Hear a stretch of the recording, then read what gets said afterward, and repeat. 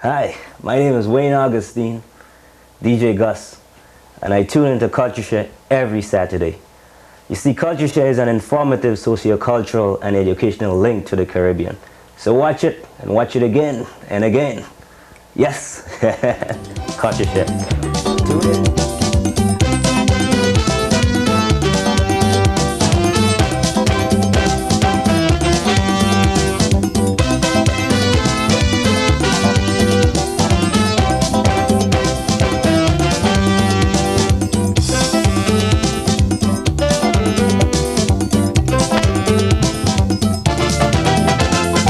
Tired and fed up with all them excuses that you're making. Is loving I want, is a whole month now you have me waiting. If something wrong with your system, try and get it fixed. Not taking no more nonsense or no stupidness. I want some love. Tonight I want some love. How are you doing? I am Harold PYSADEE, and it's great to welcome you once again to another edition of CultureShare. For the next hour, we'll be featuring some of the best in Caribbean entertainment. We'll also be telling you some of the big steel bands to make it to the national semi-finals of the Panorama competition in the Carnival in Trinidad and Tobago. You know that Carnival there is the first week in March. We'll also be giving you the names of some of the big Calypsonians to make it to the semi-finals of the national Calypso competition, also in Trinidad. We'll also be telling you about Black History Month in wrapping up the interviews with Una Clark, Councilwoman in Brooklyn, and Joycelyn Alexander about her travels to Egypt. We begin with action and we go to St. Vincent and the Grenadines and pick up the music of Caldrick Forbes live at the Flamingo Inn with some soca. Move it, fella.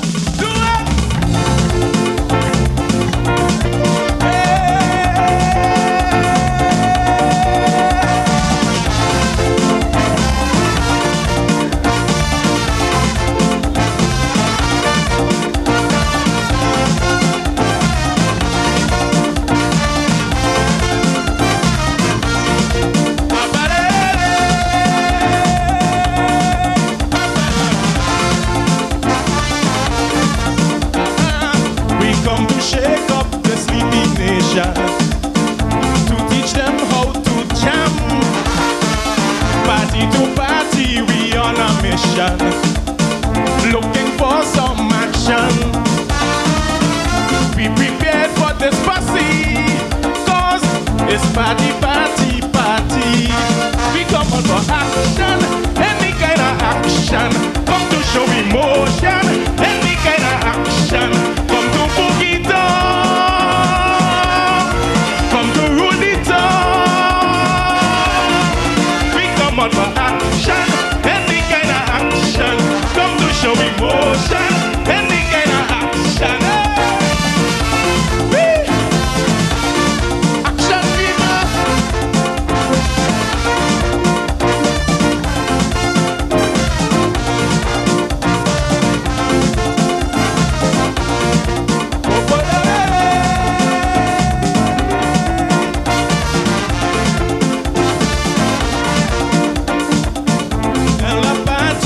People wedding, bet your life we come in. $10 party or even 20. We just come out to spree. So open up all the dance halls. We come out to have a ball. We come out for action, any kind of action. Come to show emotion, any kind of action. Come to boogie down.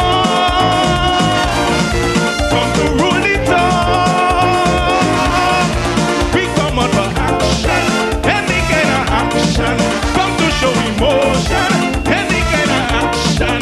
Hey!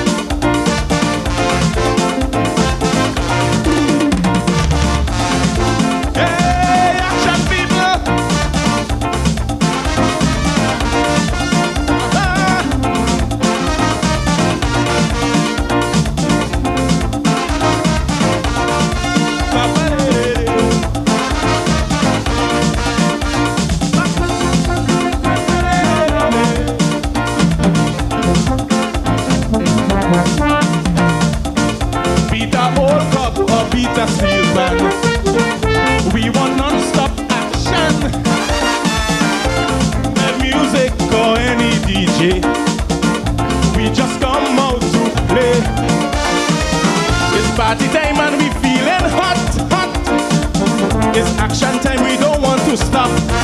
We come out for action, any kind of action. Come to show emotion, any kind of action. Come to cook it down, come to rule it on. We come out for action, any kind of action. Come to show emotion, any kind of action. Hey! Do it! Now all you action people, come! Hey, hey, hey, hey, hey, hey. Action people! Action people! Action people! Action people! Come down, come down, come down, come down, come down, come down, come down, come down. Action people! Action people, wave your hand! Action people! Action people, wave your hand! Come down, come down, come down, come down, come down, come down, come down, come down.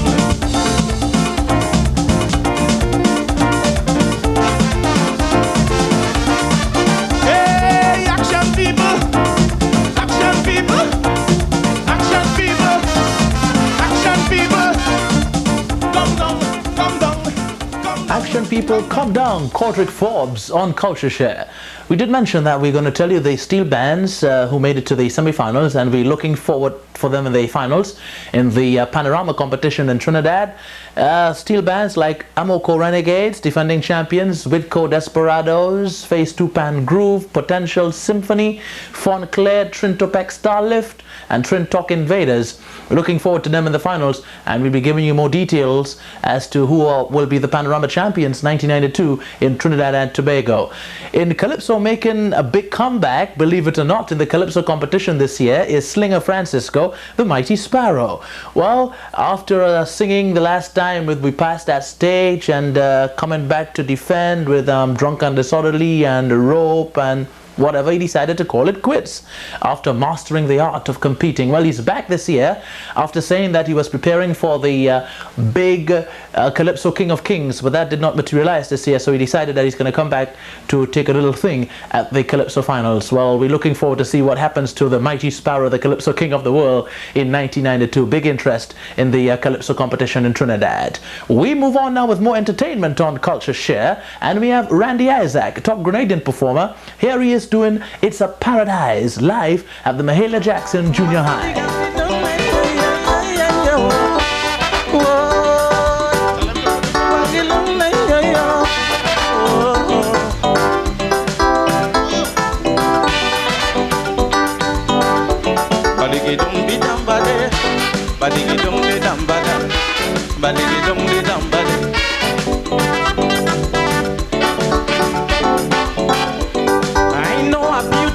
Island in the heart of the Caribbean, where the sun shines bright and you see stars in the night.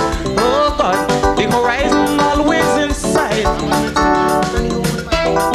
Beautiful beaches, white, white sand, where the waters run deep and blue. Oh yeah, yeah. I sure would like to take you there. La da di da da da. Are you coming with me, will you? Oh, it's a paradise. Check out the flora and the fauna. A paradise. Nowhere in the world you will get any better paradise. So come with me to Grenada, a paradise, and then you will see for yourself with your own two eyes.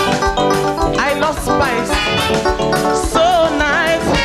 Please, please, stay brilliant as we celebrate independence. Whoa, baligang digong digilang digidong digidoyo. Nandigilong digidigong digidoyo. Langgala. Alright, tell me for life.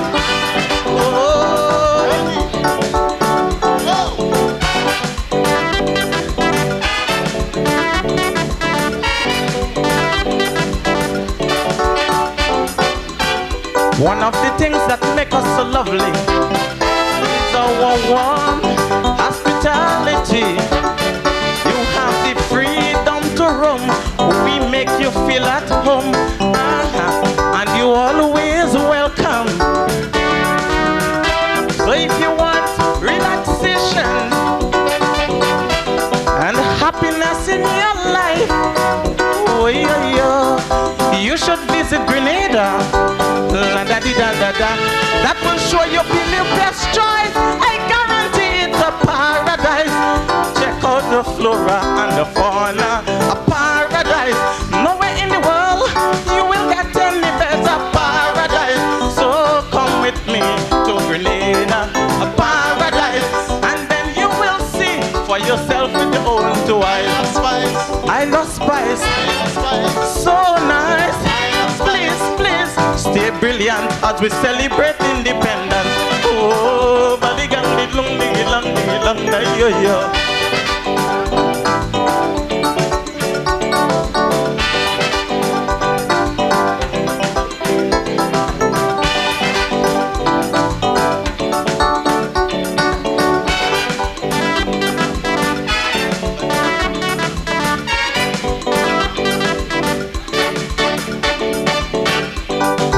Of African culture, it's in our blood, running clean and pure, producing calypso rhythm, music from the steel drum. Oh yes, that gives us a lot of fun.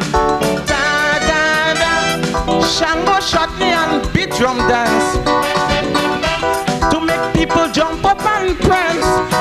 Oh yeah, yeah, come be a part, come and have a taste. Oh yes, of our cultural experience. Oh, hey, hey, it's a paradise. Check out the flora and the fauna. A paradise. Nowhere in the world you will get any better paradise. So come with me to Grenada, paradise. Then you will see for yourself with your own two eyes. I love spice. I love spice. So nice. I love spice. Please, please, stay brilliant as we celebrate independence. Oh, baligam dilong digilang digilang na yo yo.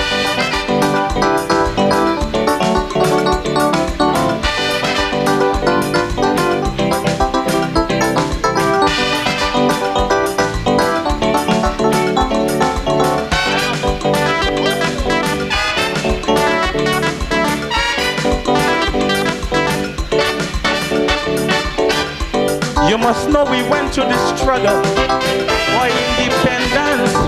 Was so much trouble. And when the hard times came and we on the full string, oh yes, we always call the almighty name. Oh Lord, with 17 years as a nation and sticking together bravely, oh yeah, yeah. Now it's our greatest pleasure to offer the world beauty. Oh, hey, it's a paradise. Check out the flora and the fauna. The music of Randy Isaac. We'll be back with more in a moment. Last week we started talking to Joycelyn Alexander, a Caribbean lady from Trinidad who went to Egypt and saw all of the great relics, the great artifacts and the great works that was done many, many years ago. And she also mentioned how the white man came and actually plagiarized the history of Egypt. I continued by asking her what is she doing to educate black people about what she learned on her visit to Egypt.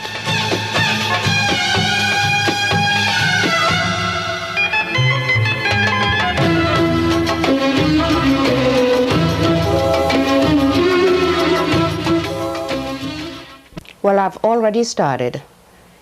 You can educate. There's some people would listen. There's some people who wants the truth. But I feel if I can get through to 2 people, 1 or 2, that 1 or 2 probably can get through to 3 or 4. And that's how the word is going to be spread. Plus, I intend, my major at college is travel and tourism management. And I intend to own and operate my own travel business, which I have started already. In this way, I can make it affordable so people will be able to travel. And what I do, I have over 200 videotapes. I've been doing my own video, my own still, and I'm going to set up my own studio, my own workshop, so I can educate people prior to going there so they know exactly what they're going to see, what they're going to do, what it's all about. Each one, teach one, it is a learning process. I'm not here to try to promote racism or to put anybody against the Europeans. Please don't get me wrong. But for what I've seen and what I know for sure, I've been brainwashed for so many years, but my eyes are open now, and I just want to pass on the knowledge that I have. I know the book by Dr. Ben. Ben Yakanan. Has some startling revelations in it. I mean, actually, Certainly. that tour, he led that tour. It's an annual tour. He's going to have a few tours again this year. Correct. You also touched on a very sensitive subject. Very sensitive. The subject of the Bible. Yes. And you felt that there are inaccuracies in the Bible. Yes. You'd like to touch on that? Well, since this is going to be a series, I would like to start, but if I do start, I mean, it's just so much together that I would like to say and want to say. A brief overview.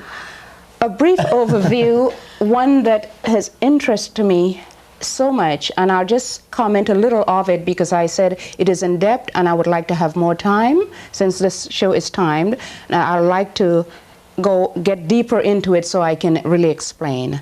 But just to give you an idea of one that I saw in reference to the Immaculate Conception, where it's shown on the wall, Goddess Nut. It's a life-size, very large figure that started from one end of the temple, which is her leg takes the entire wall up. Then her body stretched across the ceiling and her arms stretched downward. Her legs were spread open and is a beautiful light sun rays right between her legs. I remember Dr. Ben, which is the guide also, that explained to us that he spoke of this Goddess Nut about when he made the reference that heaven is between a black woman's leg. He said one woman spat on him, another one slapped him, because she thought of it as being sexual, because you speak of the private part is a different connotation. But when he went in depth and explained to her what he meant by this, when you talk about heaven, birth, God gave life. And the main fact that her leg was spread open, and that's the sun rays, he was referring to the placenta, where the fetus is formed, then that's heaven. So when he said heaven is between a woman or a black woman's leg, that's what he was referring to, not her private part per se, but where the fetus is formed before she gave birth. Why a black woman and not a white woman? Well, as I said again, any woman, a woman or black, but when I said black woman, since it's black culture, black history, and it's educating black people, because really the tour, the group is open to anyone who wished to participate, but everyone happened to be black. And being proud to be black, we should know of ourselves, respect and love ourselves and our culture. And that's why I referred to it as black woman leg. And when I said black woman, not that I've written it, I'm just repeating what was said. Joycelyn Alexander, Trinidadian, who made a great visit to Egypt, telling us about what's happening down in Egypt as far as the black history is concerned. So important in this Black History Month. We'll be bringing her back later on to talk more about Egypt and the distortion of the black history and what we can do to correct that situation and teaching our people what really happened in Egypt. We move on now with more action culture-wise on CultureShare. We have some steel band music now with a pan artist who is a stalwart in the industry. His Uncle Carl. We would be very proud of him. Ray Holman, Rudolph Charles, Bertie Marshall, you name it. He's Robert Greenidge. Here he is performing live at the Sunshine Awards.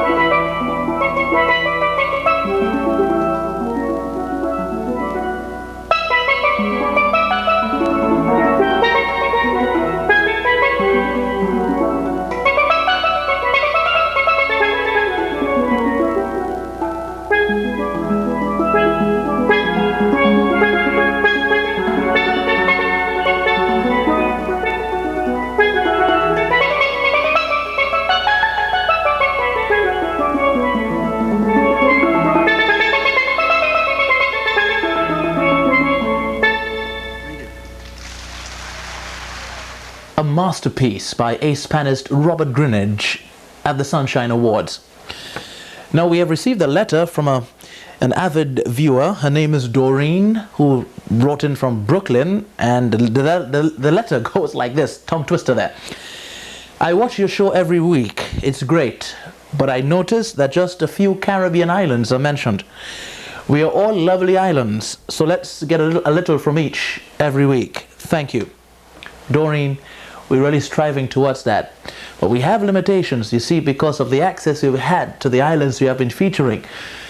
But what you can do is to write to your consulate to tell them about the program and that we're interested in going into the islands so that we can get footage to show you all of the countries of the Caribbean. We have written to some of the consulates and we're hoping to get answers from them pretty soon. But you can enforce the answers by writing your own letter to your consulate telling them what's happening on CultureShare. We'd love to feature all of the Caribbean islands, or the flora, or the fauna, everything, the beauty, the panoramic views. We love that. But we are limited, but we have to start somewhere, and we are trying. So you bear with us. But we love to hear from you, so continue writing. We'll be right back. As we continue to celebrate Black History Month, we can't forget the struggle of Nelson Mandela. He actually epitomizes the struggles of black people as they continue to strive for survival in this our dear world. As seen through the eyes of the mighty Sparrow, let's listen to Nelson Mandela. Here is Sparrow doing I Owe No Apology.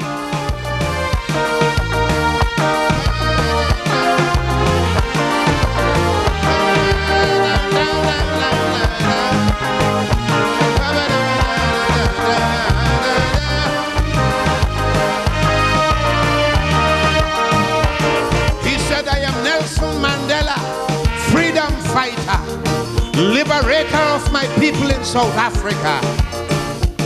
Should it become necessary that I deal with the devil to ensure the success of my mission, then so be it. So in response to your question, Mr. Ted Koppel, for my association with Fidel Castro, Yasser Arafat, and Muammar Gaddafi, I owe no apology. Interviewing Nelson Mandela on a TV show. Ted Koppel was the interviewer. I want you to know he wanted Mandela to condemn Muammar Gaddafi, Fidel Castro, Yasser Arafat, right there on TV. Mandela said, these people helped me when apartheid was on the rise. I dealt with them out of necessity, so I do not apologize. You hear? Though it grieves me to see the people suffering, but chains of bondage have been placed on my head to impede my progress. And then he said, thorns and thistles have been laid on my bed to curtail my rest. I've been tortured and suffered immensely. They isolate me, incarcerate me. Still in spite of their barbarous cruelty, I will never apologize for my identity.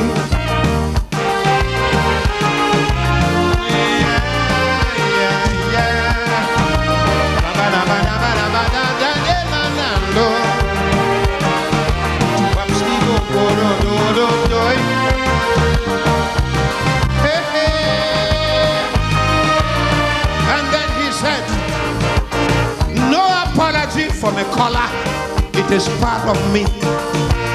I'm wearing it bravely with honor, pride and dignity. How can I say sorry for a birthright made proud by my forefathers?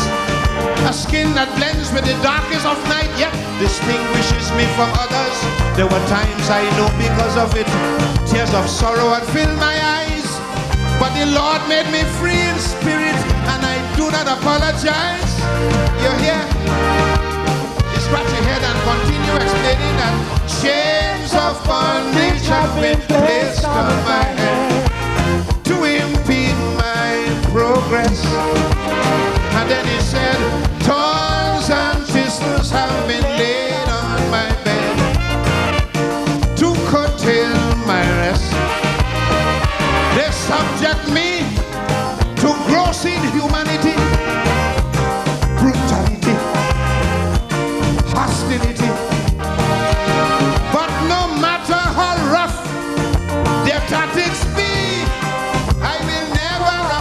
apologize for my identity. Tell them.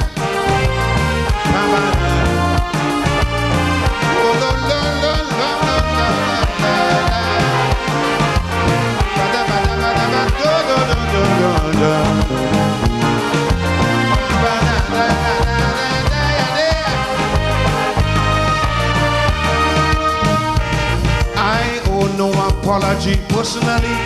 I have done no wrong, and what I have endured physically have made me more strong.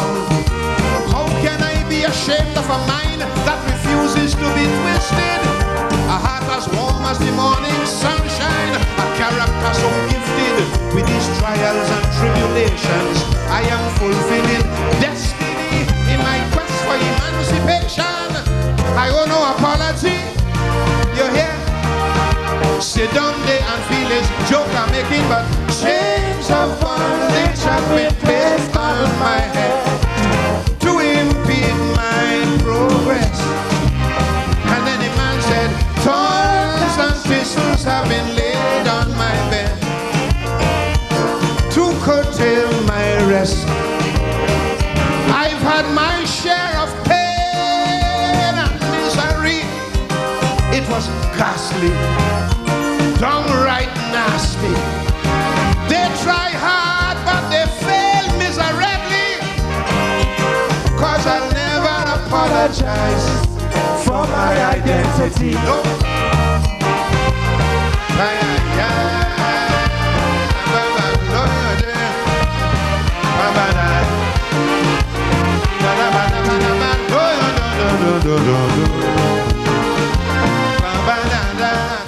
The Calypso King of the World, the Mighty Sparrow, doing I Owe No Apology.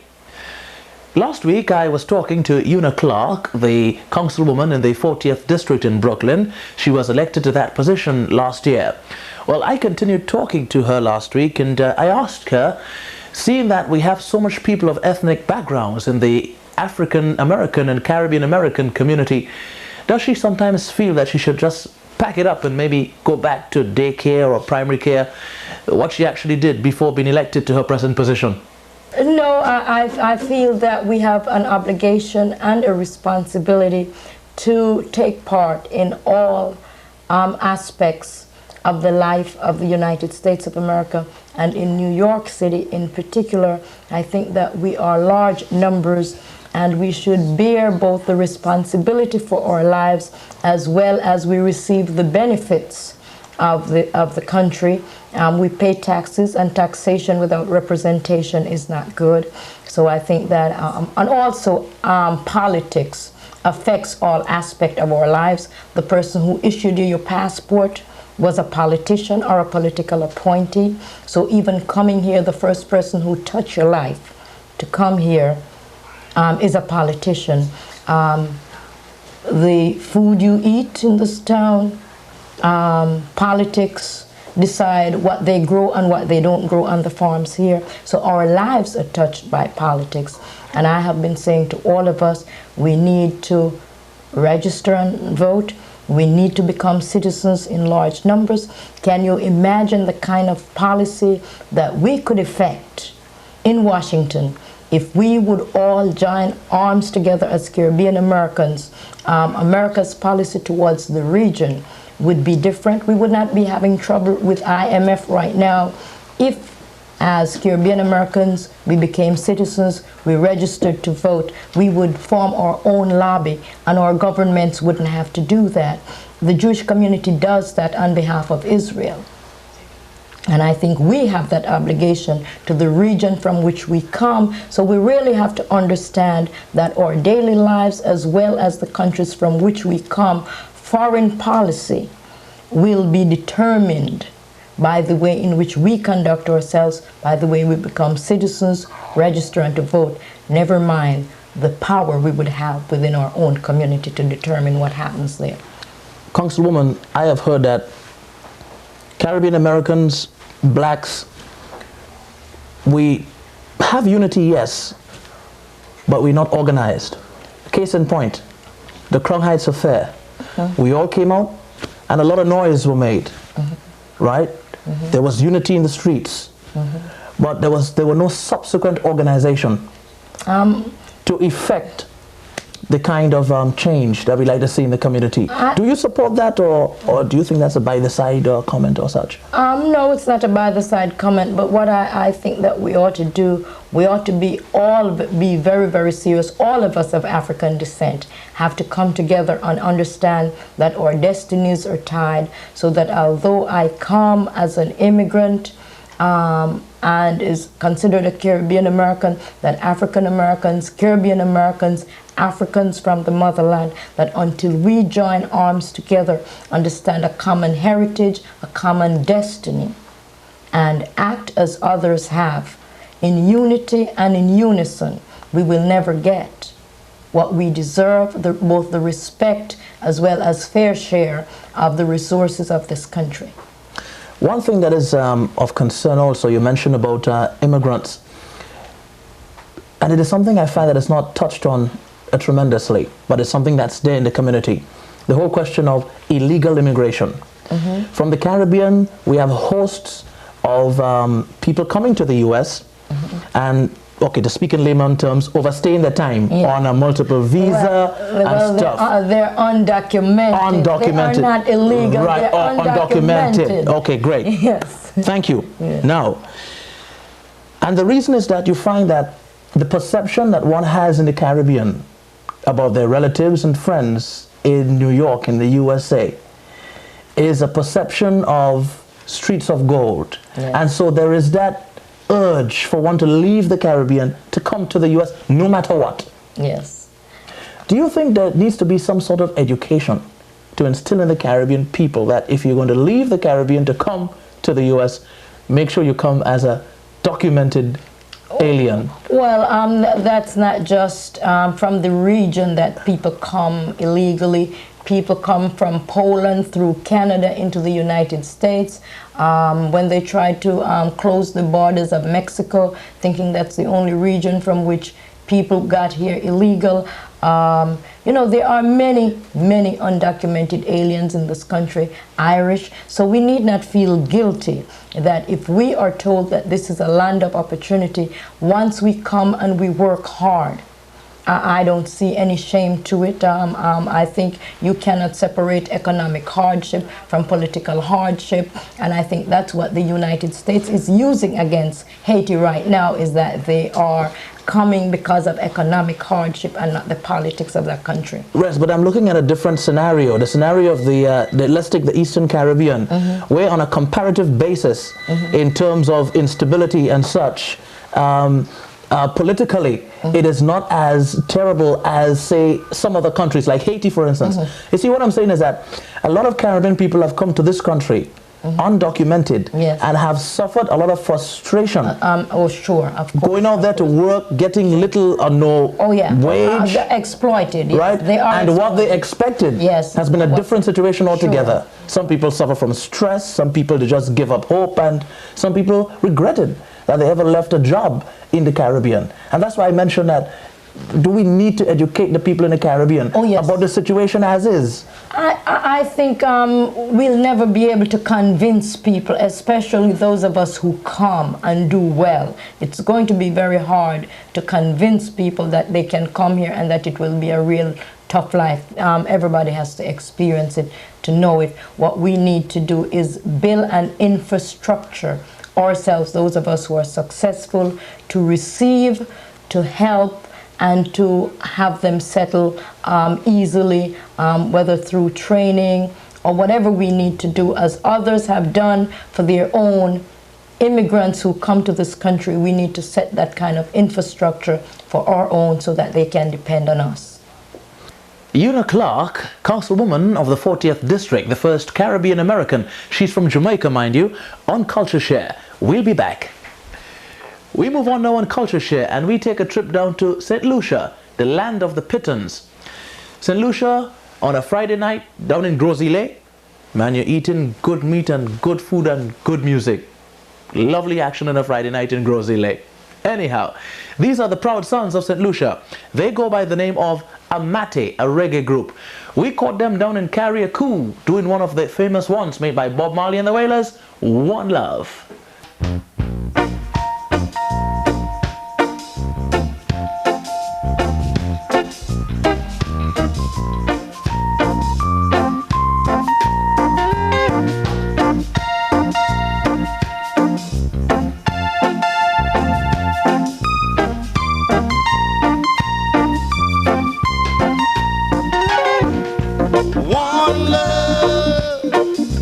one heart.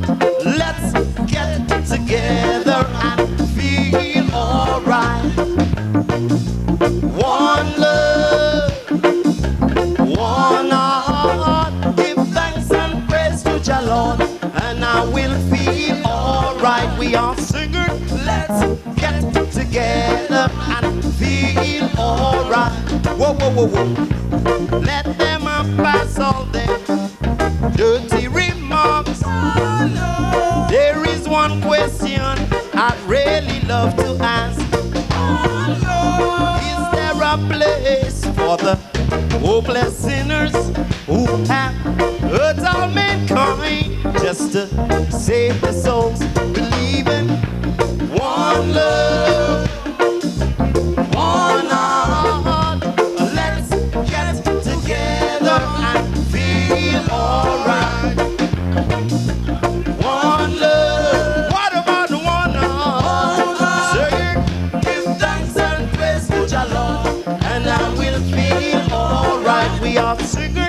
Let's get together and feel alright. Let's get together to fight this holy Armageddon. For when the man comes, there will be no doom. A pity on those whose chances grow thinner. There ain't no hiding place from the Father of creation. Singing one love. What about the one heart? What about let's get together and feel alright? As it was in the beginning, one love. So shall it be in the earth. One heart. Oh yeah, give thanks and praise to Jah Lord, and I will feel alright. We are singing, let's get together and feel alright.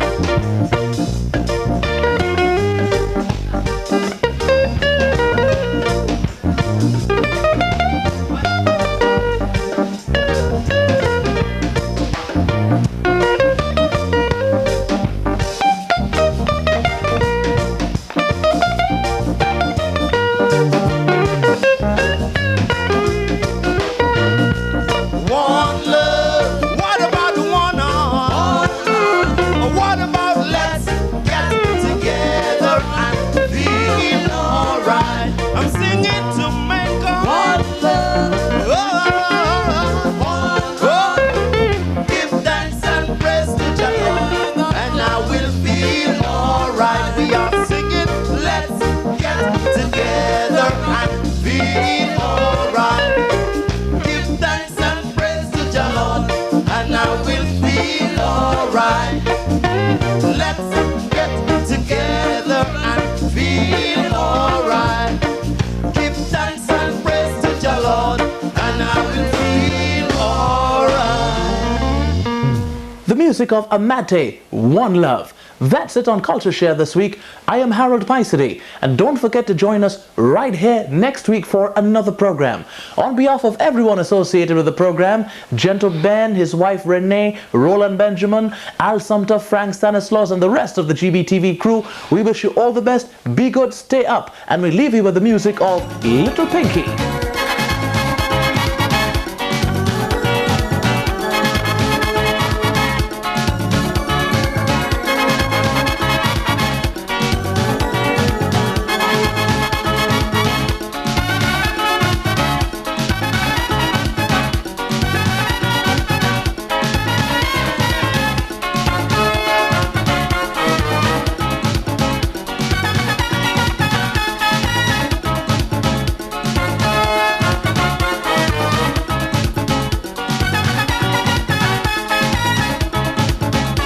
Tuesday morning, I was resting, meditating.